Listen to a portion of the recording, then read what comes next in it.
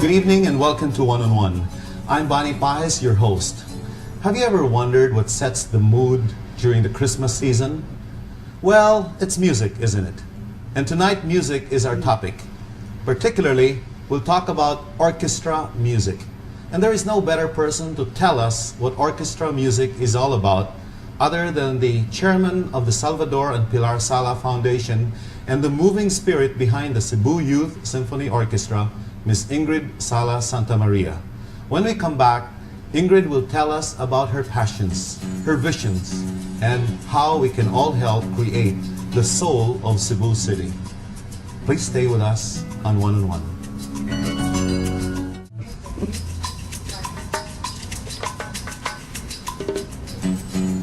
Welcome back.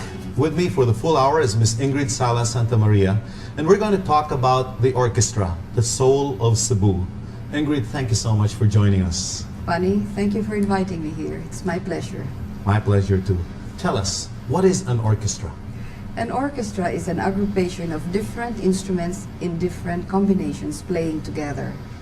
Actually, it started in the 17th century in court bands. Gradually, instruments were improved and more were added, and by about 1830, the orchestra was complete as we know it today. What is the purpose of an orchestra? Basically, it was for royal entertainment, but gradually it filtered down to a bigger audience, and today we are lucky that a lot of people can enjoy orchestral music.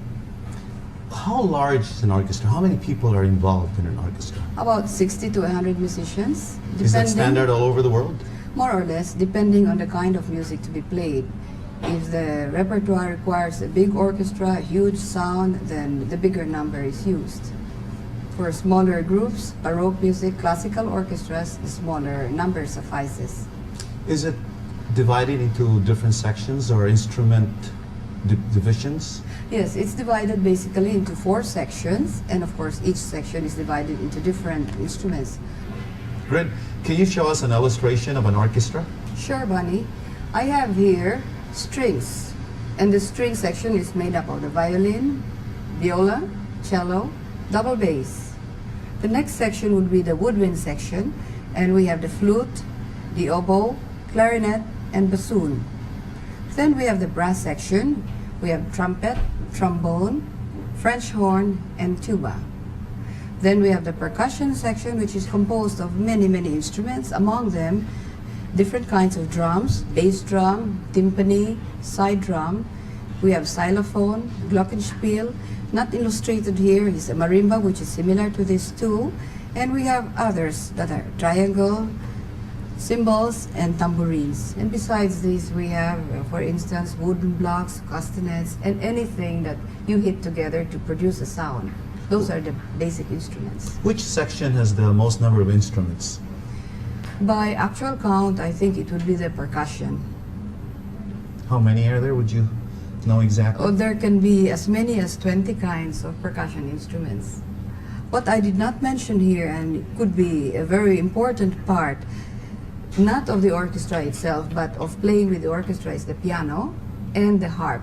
The harp would be a stringed instrument, and the piano is a combination of percussion and string.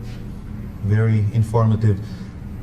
Is the arrangement of the orchestra universal in the sense that if I go to London to listen to the London Philharmonic Orchestra, or I go to New York, or I come to the Philippines, is the arrangement the same all over the world? More or less, the last 150 years, the arrangement has been like this.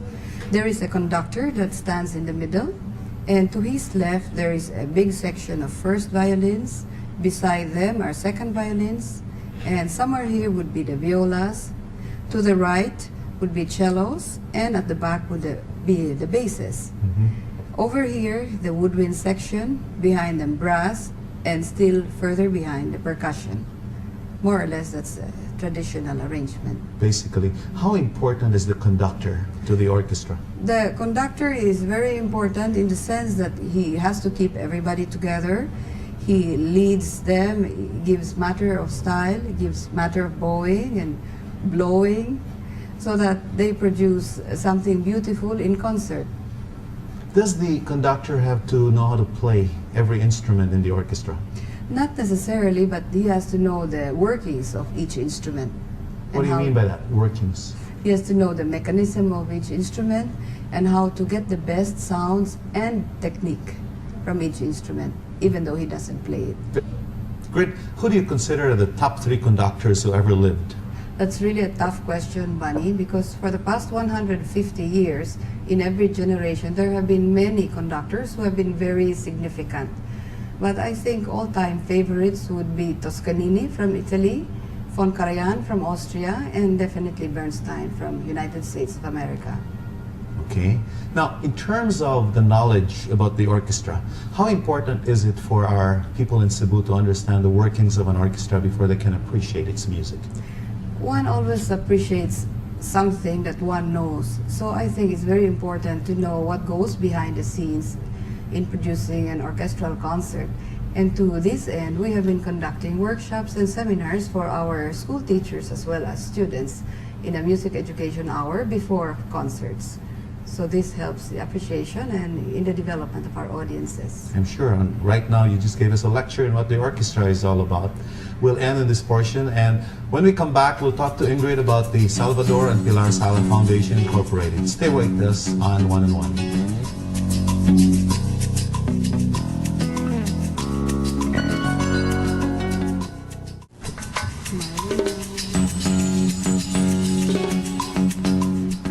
Welcome back. I'm with Miss Ingrid Sala Santa Maria, and the subject is the orchestra, the soul of Cebu.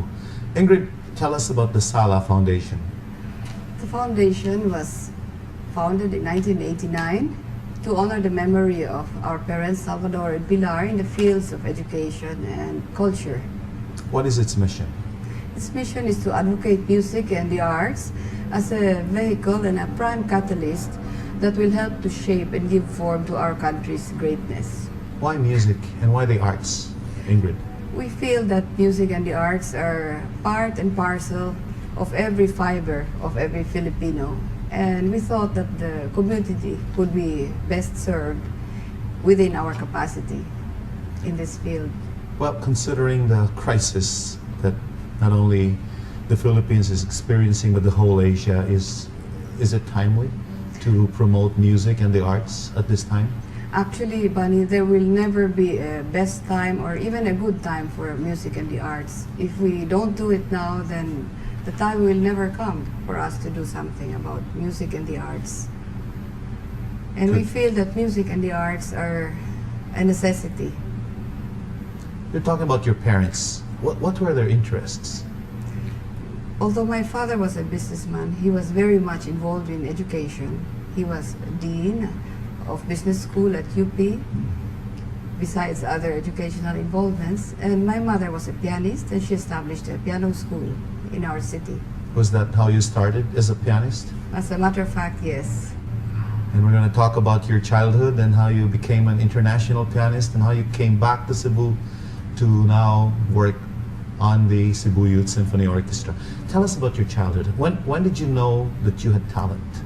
At about age 6, I would say, my mother taught me. And the pianos were there, the lessons were there, but I was never forced to practice, and I really did enjoy the lessons and the practicing. And what happened? You were in Cebu. Did you go to Manila and abroad eventually? Not right away. I had a very normal childhood. I went to school and developed just at a normal pace, I would say. But at age 18, I was sent to New York, the Juilliard School of Music. Mm-hmm. Some summers and some semester vacations, I was sent to Manila for brief periods for coaching. But the whole time you were here, your mother was your coach and she was Yes. your teacher. Yes. You did not have any other teacher at all. No, except for the brief periods that I mentioned in Manila. Basically, it was Benaming Tupas, those times. You know, I'm curious because many parents watching us right now would want their children to be like you, to really play the piano really, really well. And you mentioned that you never were forced. But how about those children who don't want to study at all? Shouldn't they be forced or coerced into studying piano? Up to a certain extent, yes. I think everybody should have a mandatory basic background of music. But for a career, there has to be much more than that. It has to come from inside. Every person has to have that germ, that seed, to want to sacrifice and have the discipline to achieve in the arts. At what age did you realize that you had that seed within you, to go international? I would say at about age 10, not international, but at age 10, I had my first solo recital, and I would choose to listen to records of piano concertos with orchestras rather than play with my brothers and sisters and playmates. So I realized that I had a special love for music. And I'm at sure age your 10. parents were very supportive too. They really were. Did just that come out in the blue, that I have this in me, I need to pursue this some more, I want to make this a profession? By about age 14, 15, yes, I knew that I really wanted to be a pianist. How? And a good In one. what way? I was playing concertos then, sonatas, and difficult pieces. And I did not have stage fright. I felt very comfortable on the stage. And I think that's one of the signs. Definitely, if you want to be a performing artist. What are the other signs? Like a parent, how would a parent know that his or her child has talents and should be pursued on a deeper and on a bigger scale? Definitely, there has to be a basic talent, and then there has to be focus, and there has to be determination and sacrifice, because it requires long hours. I could imagine. Ingrid, I'd like to ask you to bring us from your childhood up to the point when you have reached where you are today. Maybe you could show us some pictures about where you came from and the story of your life. That would be very interesting to Yes. a lot of people who are watching Sure, us right buddy. now. Yes. A lot of people have seen you in the newspapers, but I don't think they really know how the hard work that you put in order to become where you are today. Can we do that? Sure. As a matter of fact, we do have some pictures and some videos. That would be nice. When we come back, we will be taking a closer look at some of the tidbits of Ingrid's life through pictures. Stay with us on OneOnOne.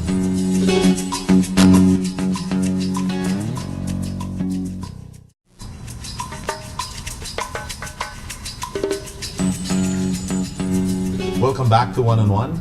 With me is Miss Ingrid Sala Santa Maria, the moving force behind the Cebu Youth Symphony Orchestra. I'd like to ask Ingrid now to tell us her life story through pictures. Ingrid, tell us your story. Thank you, Bunny. As a matter of fact, just last month, I was invited by Nayong Filipino to join a photo exhibit which is ongoing right now. And I submitted a collage of old pictures, but at the same time, I did a duplicate of it, which I have here. Which you have now. Yes. Show it to us, please. I'd like to show that to you. Thank you. Here we have a picture when I was 1 year old. This is when I was about 6, 8 years old. And these two pictures are when I was 10 years old from my first solo piano recital.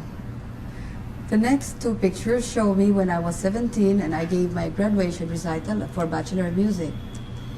This next picture was one of my first performances in Manila. I was the soloist for the orchestra that accompanied Dame Margot Fontaine in her first visit to Manila. This was very exciting. This was a performance at the National Arts Center in Mount Pakiling. This was at the Cultural Center. This was at the PICC, Philippine International Convention Center, with Li Xianyan, the Vice Premier of People's Republic of China. This was a performance in San Francisco. These two were in Japan at the Hiroshima International Music Festival. This one was in Beijing. This was in Manila, as were these two pictures. This was also a performance in Japan. This was in Mexico.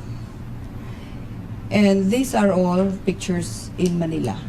This last one here was taken in Finland. This was a most recent concert in August. This was last year at Malacañang Palace with Senate President Fernan and former First Lady Mrs. Ramos when the orchestra CYSO performed last February. This one was last June this year at the waterfront Cebu City Ballroom when the CYSO gave a series of centennial concerts. And this one is at home with my miniature piano collection. Ingrid, what an inspiring story. You know, from those pictures, you've been to so many places internationally as an artist, as a pianist. How did that make you feel? Made me feel very proud to be a Filipino, and that there was something that I could give and share that would be appreciated by others. Well, you have come back to Cebu to do something. Why did you come back to Cebu after all those years that you've been out of Cebu? I realized that after I had left Cebu, there seemed to be a gap of something like 35 years, and I wanted to do something about it. I wanted our young ones to have the opportunity to develop themselves, because in these 35 years after I had left, we really did not produce anyone of national importance. Wow, how tragic. Quite tragic, yes. And how soon can we develop one, the way you look at it? We conceptualized a 10-year music development plan and program, which we are implementing right now. And I think you have seen the results, the initial results of this. We have the Cebu Youth Symphony Orchestra now, the first one outside of Manila. And this orchestra has a regular season, just like a real orchestra. We are into the 4th season now. Well, you know, you were a star for many, many years. You're no longer a star. You're making other stars, though. How is this making you feel? Yes, Bunny, in life there are many trade-offs. And I feel that I was a pianist once, I was one person, but right now that I'm involved in this youth culture development program, I feel that I have multiplied myself at least 100 times by training 100 very proficient and committed musicians. And not only that, Bunny, these 100 musicians will become not only performers but the teachers of the next generation. Then you will see the multiplier effect, because it will be thousands and hundreds of thousands that will feel the effect of this development program. Wow, in a few and that years. is where we can build the soul of the city. That's correct. And on that foundation, Bunny, we can look forward to building an artistic legacy for many generations to come. So we are really building something for our children and What grandchildren. a noble purpose, Ingrid. And on that note, we'll take a break. When we come back, we'll talk to Ingrid about her passion, the Cebu Youth Symphony Orchestra. Stay with us on OneOnOne.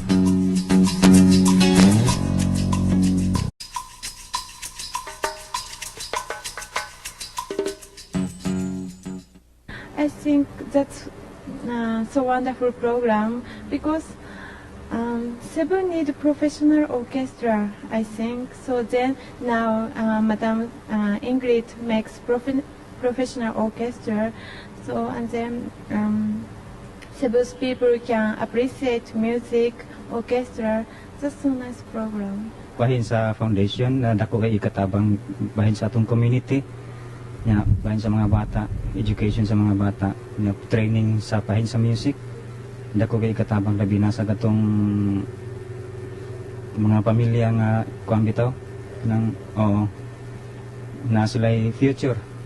I think she done a great job here. Imagine giving to the life of the student, and not only to the student, to the community, to have some music here is really something. I think she done a great job here. Really appreciate the 10 years program in the CYSO development program for 10 years, because in any Asian country some Asian country has a professional orchestra, but they just make professional orchestra and they invite many players from abroad. But this foundation try to bring. At first they try to train the young Filipinos. We're back. You've just heard and seen some of the key people in the Cebu Youth Symphony Orchestra, but I have with me here the moving force behind everything, Miss Ingrid Sala Santa Maria. Ingrid, what did it take to start the orchestra? First of all, Bunny, instrument acquisition. And then hiring of faculty from Manila. And finally auditioning for the students. Let's talk about instrument acquisition. Did you get them locally, or did you have to get them all from abroad? No, we got them from Hong Kong, and they were machine made from China. We started with those kind of instruments. And over the years, you just keep on improving, right? We were very lucky. We had a donation from Rotary Clubs of Canada, and they gave us instruments that were upgraded instruments a year and a half later, after we started the program. And the auditions. How did you do it? We went into really active recruitment. We visited choirs, rondallias, drum and bugle corps, music classes, and we chose the best that we could find based on native talent, and we also tried to interview personalities to see if they had what it took to be a serious musician. Did you have a personal hand in the selection of each Together member? with the faculty, yes. So you actually got the best in the whole of Cebu. I think so. What's next for the Cebu Youth Symphony Orchestra? I know you have a target of having a Cebu Philharmonic Orchestra by the year 2000. Are we going to make it?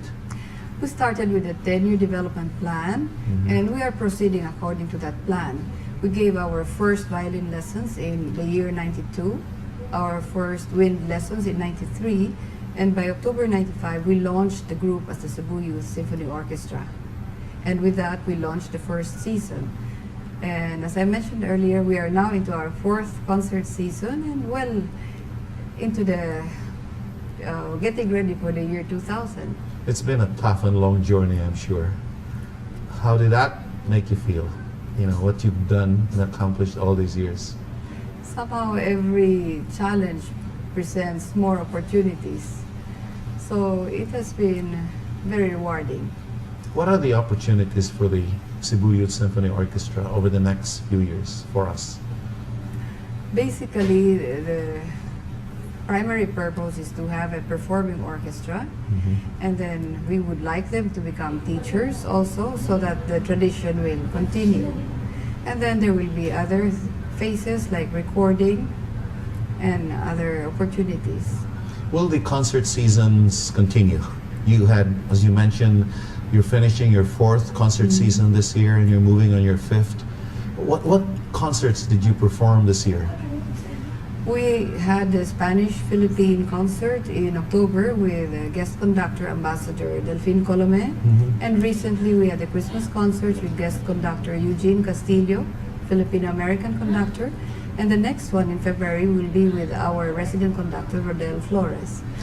But earlier in the year, in June, we had centennial concerts at the waterfront, and these were attended by over 5,000 people. We had two of them. And we had our resident conductor, Rodel Flores, as well as guest conductor, Dr. Feliciano, who also conducted his works. This type of music, how is the Cebuano community responding? Is the Cebuano community mature enough to appreciate this type of music now? I think from what I have seen, yes, they're responding with much fervor and enthusiasm. What we have done is we annotate each concert, and we have been very lucky to have yourself and Mary Rose Villacastin, because this somehow bridges the gap from the stage to the audience, and it gives the audience the educational background about everything that's being performed on stage. The annotation part is not practiced in the well-educated, reach a certain level type of audience in many parts of the world, is it? Not usually. But since we had to start from scratch, we thought that this was the thing to do in order to educate the audience as well. This was a learning process for everyone, for the orchestra, for us, and for the audience as well. And I can say that the learning has evolved progressively. What are your frustrations None. in this project? Nothing at all? Nothing at all. What's your most important satisfaction here in what you're doing, Ingrid? Most important is that we have developed our own human resources, and we have given at least 100 young talents total fruition of their native talent, and we have given them a chance to share this with others. This is amazing. On this note, we'd like to take a break When we come back, we'll be talking with Ingrid how you can help and be a part of creating Cebu's soul, the Cebu Youth Symphony Orchestra. Stay with us on One and One.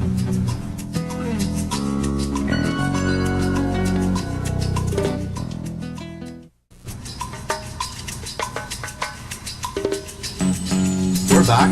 We'd like to invite you to watch an excerpt of the most recent concert of the Cebu Youth Symphony Orchestra about 2 weeks ago at SM City, Young People's Christmas Concert. Watch this.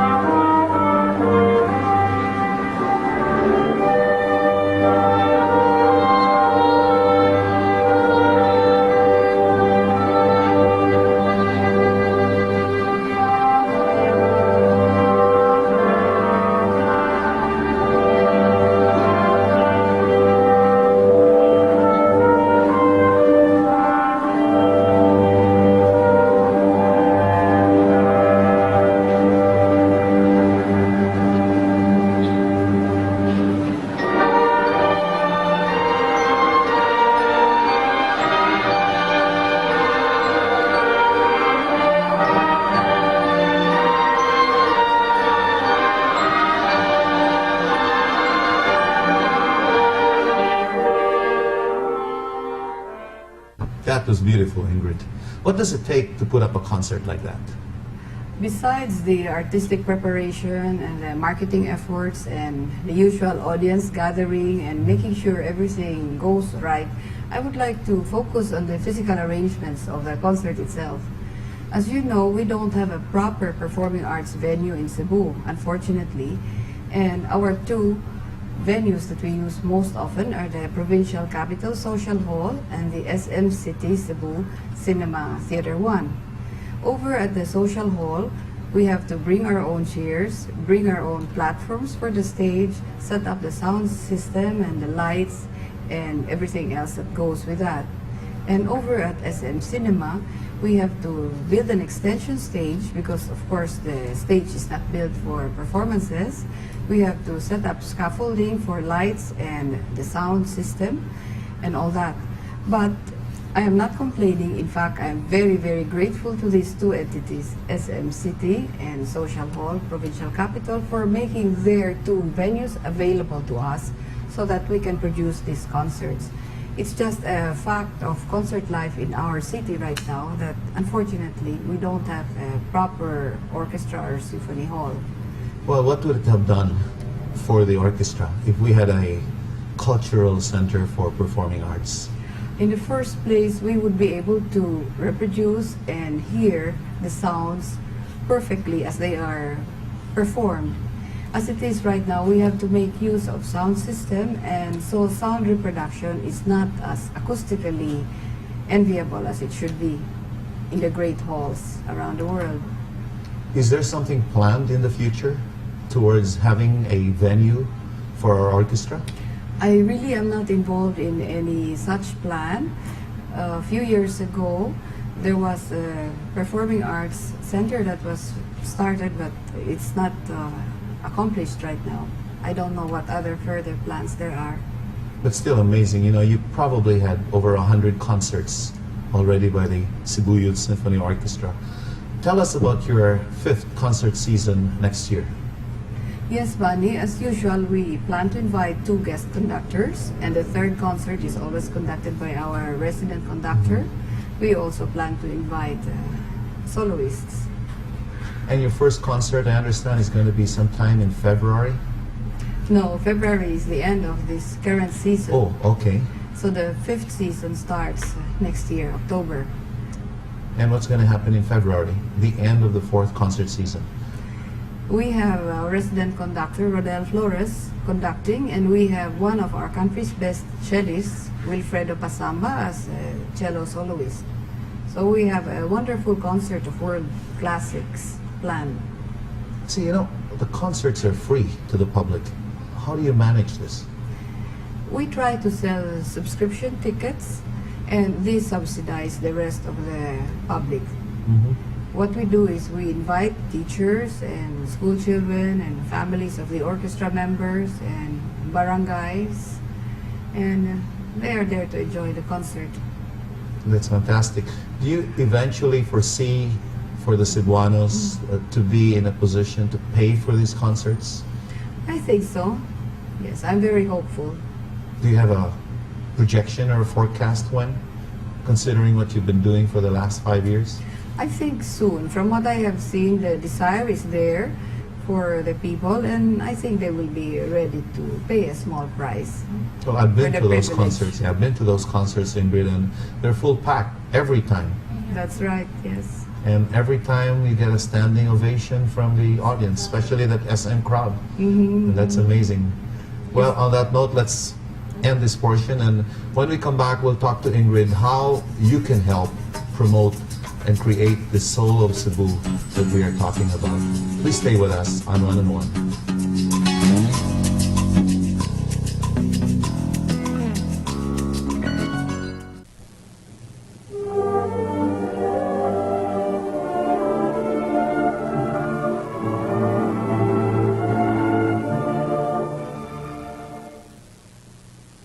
Bayan kong Pilipinas,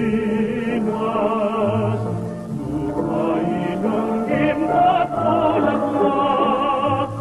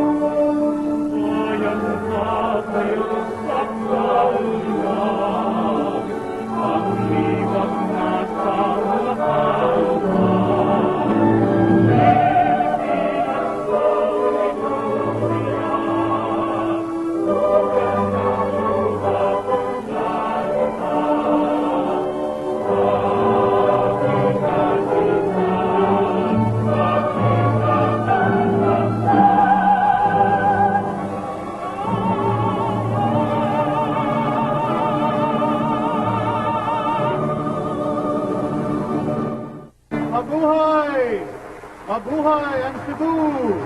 Mabuhay ang Cebuano! Mabuhay ang Filipino!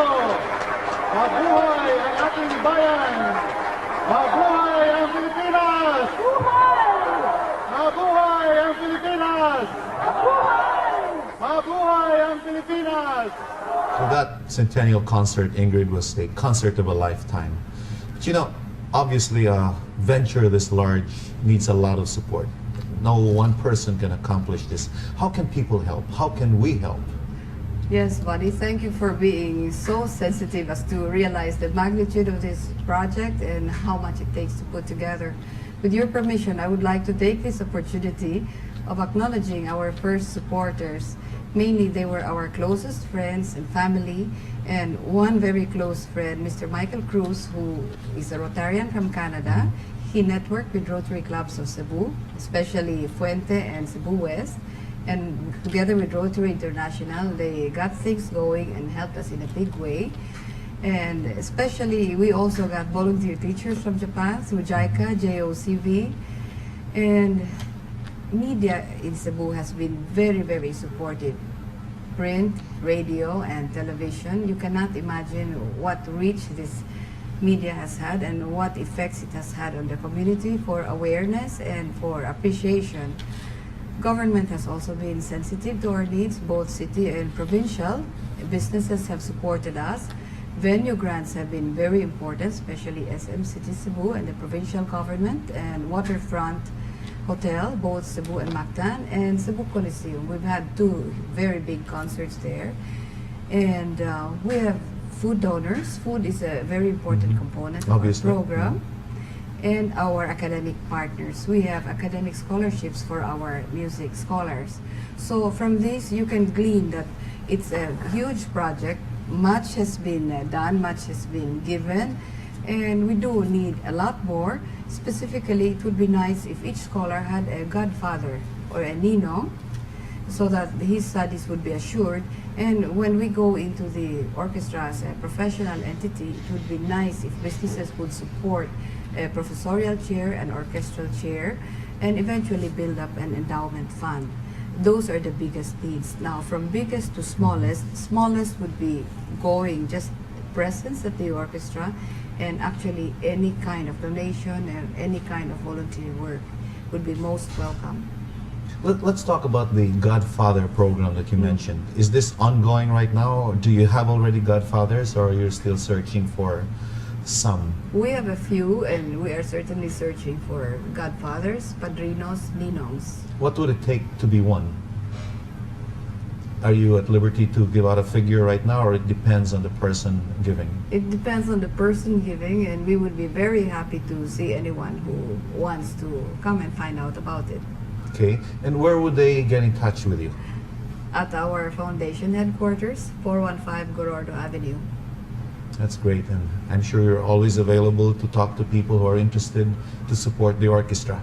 Certainly, our doors are always open, and in fact, all our lessons and rehearsals are really open because we want to share as much of it as possible to everyone in our community. Good. It's Christmas time.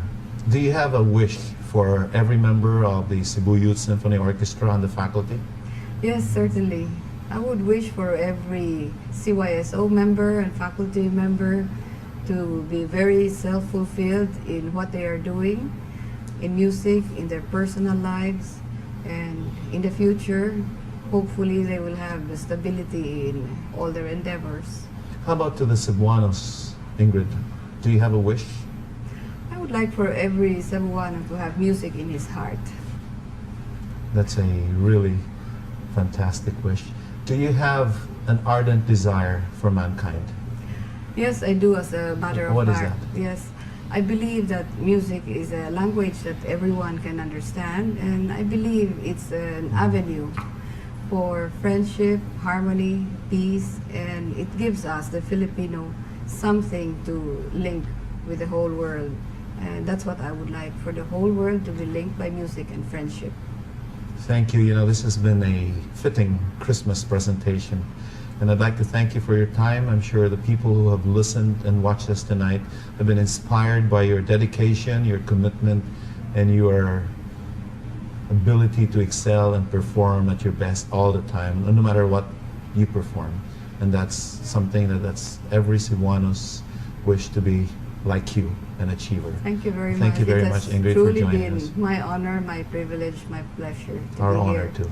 On that note, I want to thank you once again, and I want to invite you to watch us, and let me thank Ingrid. I hope you've enjoyed this show, and I wish all of you a Merry Christmas and a more prosperous New Year next year. Our next guest is Attorney June Montuerto, the President of the Cebu Chamber of Commerce, next week. See you then, and God bless.